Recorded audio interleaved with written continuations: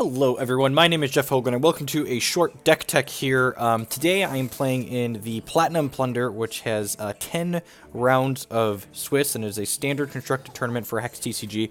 And the deck that myself and Kent Getter, one of my Hex Heroes teammates, have been working on for this event is a variation of the mono blue Sapphire Empress deck that we have laid out here in front of us. So for those of you that aren't familiar with the core idea of this deck, it uses the champion Uzzu the Bonewalker, which for 4 thresholds, or 4 charges, gives us a threshold of our choice as its champion power, and it uses that ability in 2 different ways, effectively. The first is with Empress of Ice. This is one of the key pieces in our deck. She's a 2/4 with Flight that whenever you gain a Sapphire threshold, so you play a Sapphire Shard or activate your Uzzu, you get to exhaust target opposing card, and then as a passive ability, as long as you have 5 or more Sapphire thresholds, opposing cards can't ready during their controller's ready steps. So Uzzu allows us to play Empress on turn 4 and then generate our 5th Sapphire threshold and immediately stop our opponent's troops from readying again.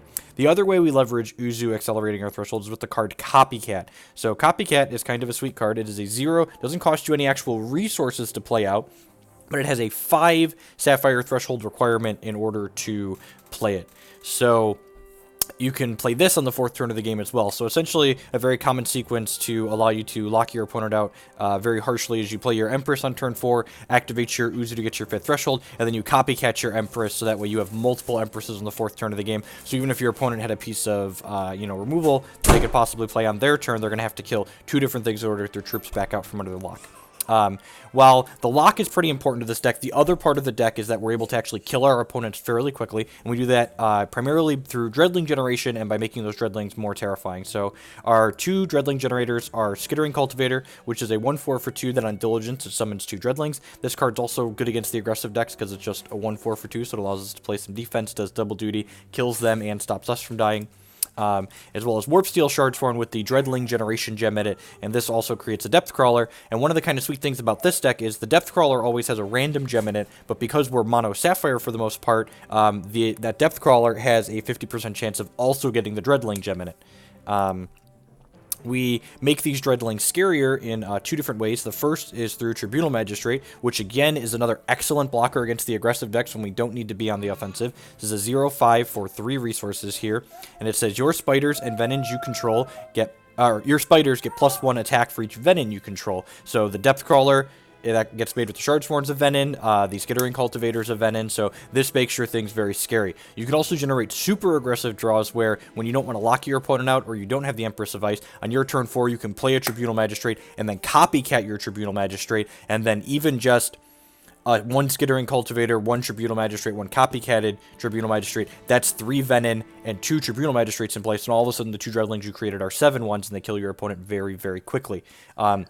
To supplement those Tribunal Magistrates, we only have 4 of those. We have a couple of Commander P.R.O.M.P.s here. This is a very powerful threat that says your exhausted troops have +2 power. So basically when your troops are attacking, they get to hit a little harder, and your ready troops have +2 defense, so your attackers are better and your blockers are better. We kind of tie all of the deck together with with a set of Arcane Focuses here, kind of smooth out our draws, add a little bit of consistency to the deck, and then we have some interaction with our opponent in the form of 4 Transmogrifades in the main deck, as well as 3 copies of Deny here. Deny plays really well with this deck too on the turns where you're trying to push through massive amounts of damage, because when your Skittering Cultivator readies and puts 2 Dreadlings into play, it makes any denies you had in your hand free for that turn. So then if you play your Commander P.R.O.M.P.T out using all 4 of your resources to start pushing through lethal, and they go to kill your P.R.O.M.P.T, you have a free deny to protect your threat. We also have a couple copies of Consult the Talon here. We're only playing 2 of these because in multiples they do get kind of clunky in our deck, but this is a very powerful effect, and it plays well with Skittering Cultivator and Warpsteel Shardsworn producing multiple bodies for the triple mobilize effect on it. Now, the Mono Sapphire deck as a whole is nothing super new. It's new-ish. We popularized it in the last week or so. We played against someone while I was streaming, and then we kind of took the deck and tuned it, adding Warpsteel Shardsworns and things like that. What those of you that are familiar with this archetype will take note of is that in addition to the Silk that we're playing, because we have lots of Venom in our deck, and this occasionally adds Spiderling eggs to our opponent's deck, we also have 3 copies of Well of Cunning in the deck list. So Well of Cunning makes Sapphire or Blood thresholds, but we don't have any Blood cards in our main deck. When we get to the reserves, however, that's where Kent and I really did some work on this deck for this event. And the reserves, we feel like we really came to a point where we fixed a lot of the problems this deck has with a few different matchups that are harder.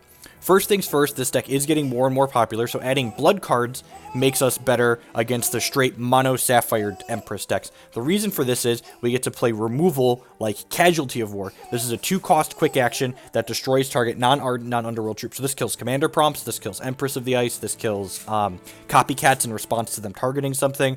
The mirror matches often felt like they came down to who drew the most removal, so having 3 more pieces of removal that its quick speed allowed us to keep our boards unlocked from their Empresses and things like that.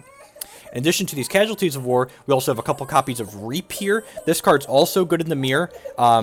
One of the things that's kind of a drawback to splashing a Shard type in this deck is that you're kind of behind on Threshold, so you can't Empress lock quite as quickly if you had to take a turn off to make a Blood Threshold. So Reap's kind of sweet because when you Reap your opponent's Sapphire card, you catch back up in those Sapphire thresholds. It also lets you, like, remove multiple blockers with an Empress of the Ice, because you can, like, Reap one of their Sapphire things, trigger your Empress when you gain the thresholds, exhaust another thing, and push through lots of damage.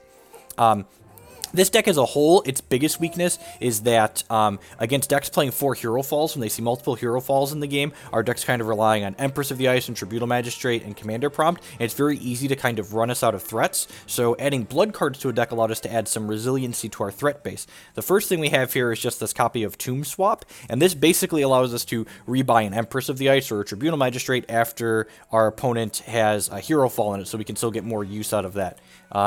We also have a Miser's Gallows Ghast here, and typically the gems you put into this are speed, and they can't be blocked by troops with power less than this, so that means that this card can just kind of sit in your hand against the decks that are killing all of our troops, and we're producing Dreadlings, and this card gets very big very fast, and eventually in the mid to late game, you can play this out as like a 10-10 or even a 15-15 with Deny Protection, and just one-shot your opponent out of nowhere.